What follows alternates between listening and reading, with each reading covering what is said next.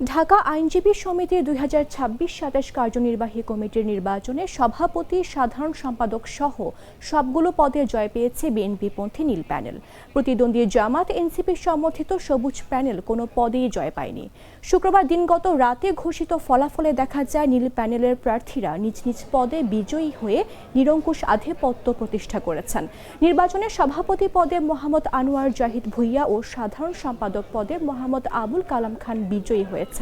গেল বুধবার ও বৃহস্পতিবার 2 দিনব্যাপী এই নির্বাচনে ভোট গ্রহণ শেষে মোট 23টি পদের প্রতিটিতেই জয় পাওয়া নীল প্যানেল পূর্ণাঙ্গ কমিটি গঠন করতে যাচ্ছে।